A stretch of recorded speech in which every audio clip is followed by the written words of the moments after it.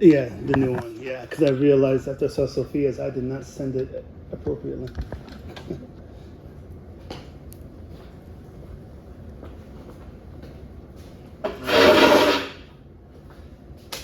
All right. So, my name is Paul, and we're going to talk about stuttering. So, the first question to ask yourself is, what exactly is stuttering? So, stuttering is characterized by a repetition of words or parts of words, as well as prolongations of speech sounds, resulting in disruptions in the normal flow of speech. Super wordy, especially for a disorder like stuttering. Super wordy definition, I know. So to sum it up, to really get at the core of it, it is a speech fluency disruptive disorder. It just gets in the way of how fluent someone is able to talk. It's just basically speech, right? That's where the issue lies. So there are plenty of examples. I'm sure you have in your head what stuttering looks like. There's plenty of movies that have clips about it. Like, anyone seen Billy Madison? So you know that one clip where the kid's trying to read and Billy and Adam Sandler's character is like, "Today, Junior." Yeah, so there is that clip of stuttering, but I want to show you what it looks like, not a fictionalized version of it, but what stuttering actually looks like. So this is Taylor, a lifelong stutterer who has advice for anyone who also suffers from stuttering. Hi, my name is Taylor, and I have been stuttering for my entire life. I want you to notice from the definition that we had about what stuttering is, it was prolongation of words or pauses in certain words. I want you to see some of the things that happens. Notice some of the quirks or nuances that happen when you see a stutter take place. Oh, geez, and Louise, let me squeeze. All right.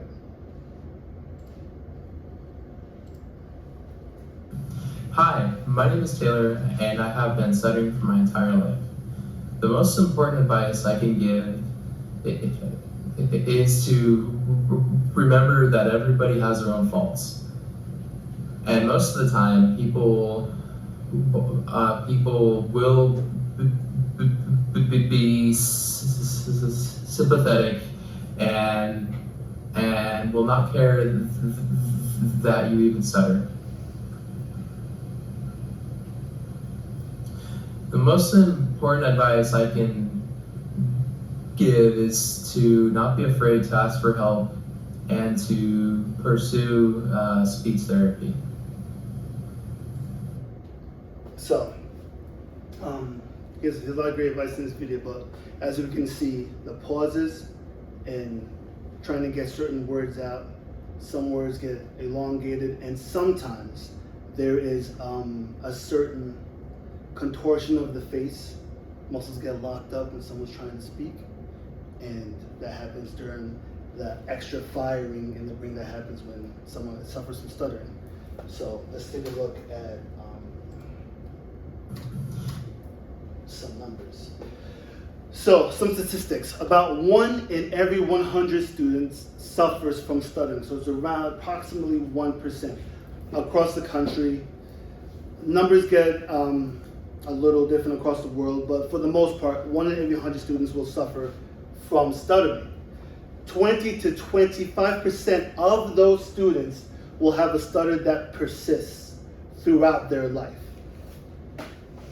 Now, here's the thing, 1 to 2 years.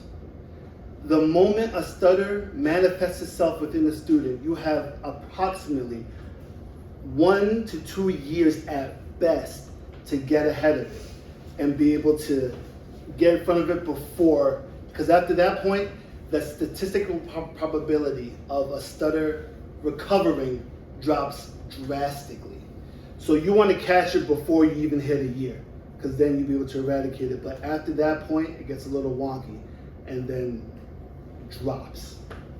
And they end up most likely having a stutter for a longer period of time. Go. Do you mean like a year old or a year of having a stutter? Very good question. A year from when it manifests itself. So whenever you first start to see a sign of a stutter, that's when the clock starts. I have a follow-up to that. Give it to me. I want to hear everything. So can you be born with a stutter, or does it like? So I haven't seen any evidence of being born with a stutter, because when children are trying to learn a language, they're already babbling like crazy anyway. So I don't think we really notice if they stumble over their babble. But once you start to hear speech that sounds like, hey, they're actually making words and forming sentences, that's when you can kind of notice if they're stumbling over a word or having a hard time getting some words out. It's a very good question, though. That was a very good question. Anyone else before we go on? So, next, a few more statistics. We're going to look at social and economic impacts of those who go through stuttering. Research shows that 59% of children who stutter, students who stutter, experience some form of bullying in school. So it's more than half, and where they experience being singled out at the very least. 20 to 30% of children who stutter report that stuttering interferes with classroom participation and peer interactions. So you'll find that these students tend to reclude themselves from interacting, volunteering for things.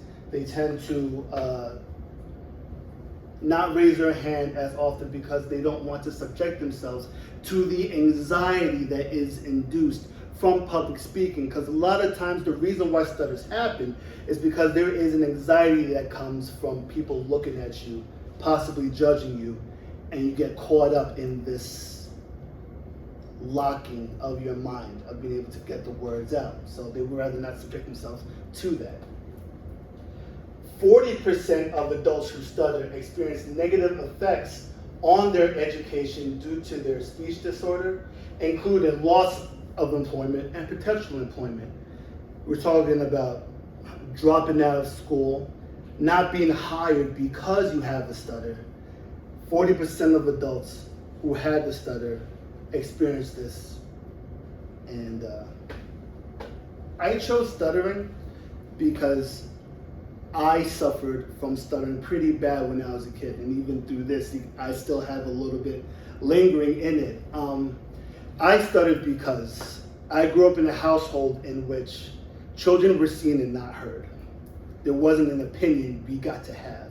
So if I felt strongly about something, my goal was to get the words out as fast as possible, because I knew someone was going to interrupt me, steamroll over me, and I didn't have the trust that there was enough time for me to say what I needed to say.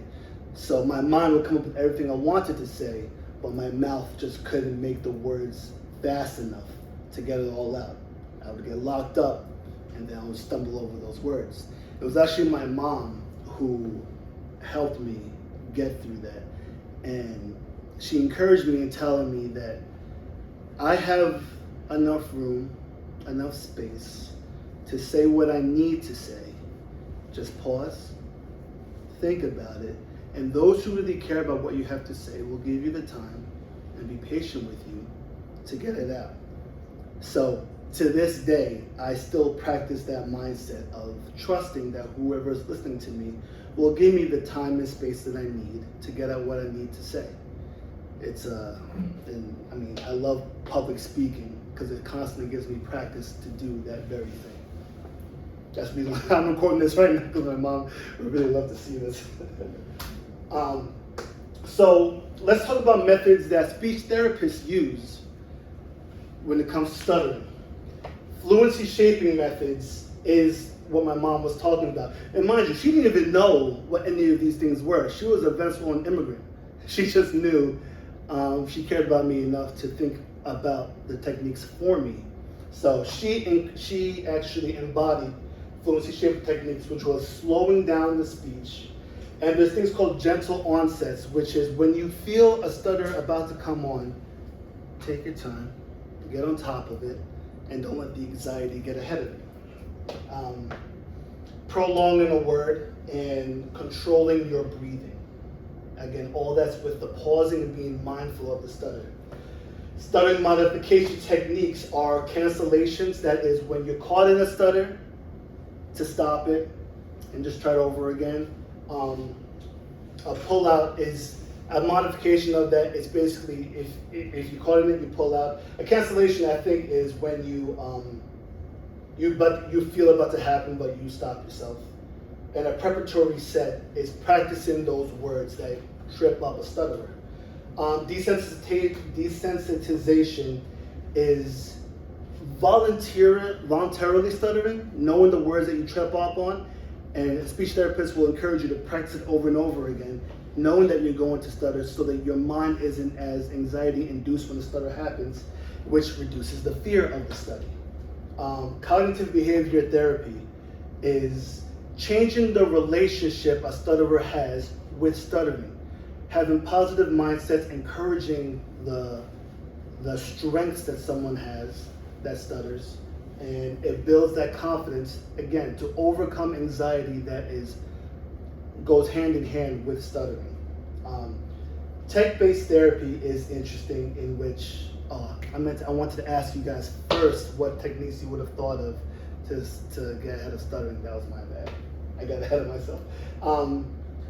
This is interesting. Tech-based therapy is, I haven't seen it, but it's a device in which your voice is played on a delay back into your ear, just by like a fraction of a second. But what it does is it makes you slow down your speech and you hear yourself as you're talking. And this apparently works wonders for stutterers. But the thing that fascinates me the most is choral therapy. Studies have shown that when a stutterer engages in unison with other people, like in chorus, stuttering goes down 90%. So there are studies that are done to figure out why this is the case. Is it knowing the songs already, being familiar with the words? So we tested that. They took familiar songs that these stutterers knew, with the lyrics that they knew, and then lyrics that were completely different that they had no idea what they were. Stuttering still went down 90%. It didn't matter whether or not they knew the words. So they tested it even further. They induced something called stuttering measures, which were these quick, repetitive measures of stuttering words with multi-syllabic words. And you would imagine the greater the syllables, the more chances there are to be caught up in a stutter. It made no difference. What studies found was that, from what I understood, the path of speech that a stutterer has when they're just talking, because when they were reading the words and not singing it or anything, the stuttering came back. There's a whole different path that a stutterer has in their mind when they're talking and reading versus when they're singing. And I find it to be wildly fascinating. So the question then becomes, what can we do in the classroom for those who suffer from stuttering? Any ideas? Yes. Be patient with them as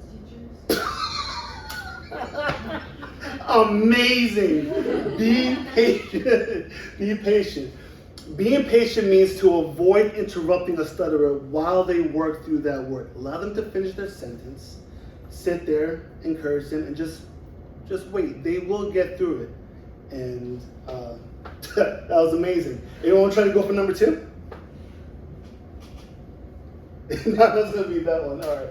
Offer alternatives to those who suffer from stuttering. So some alternatives are, instead of having them call out in the middle of a room, let them work in a small group, because we want to reduce the anxiety that happens. Instead of having them say what they have to say, they can come up to the board and write it down instead. Or they can pre-record their presentations. Number 3, positive reinforcement. What we want to do is focus on their strengths. Find out what they're doing right and encourage that, because encouraging that builds up their confidence and reduces anxiety. So we want to, and also important, praise content, not fluency. You want to praise them about their ideas, what they're saying, not how well they're saying what they're saying. Not that, oh, you didn't stutter that time, that was really great. But no, we want to praise them for their minds, not their ability to get the words out. And finally, give notice.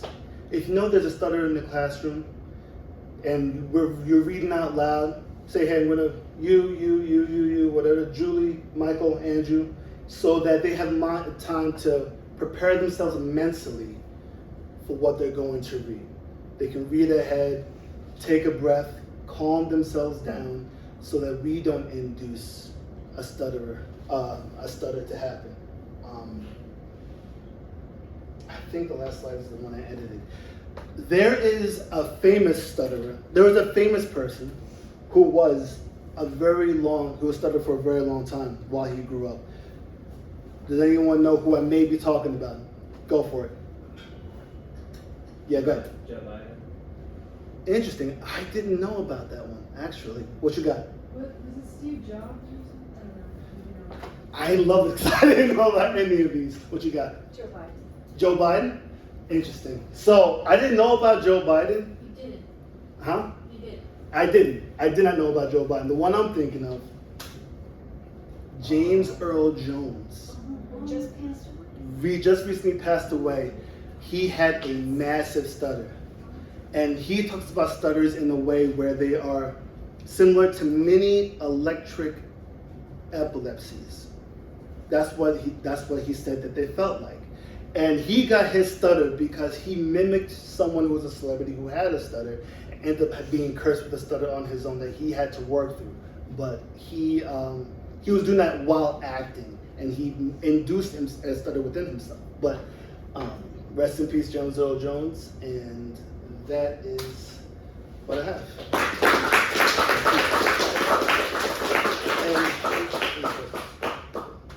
Any questions? That was really good. That was really good. Yeah.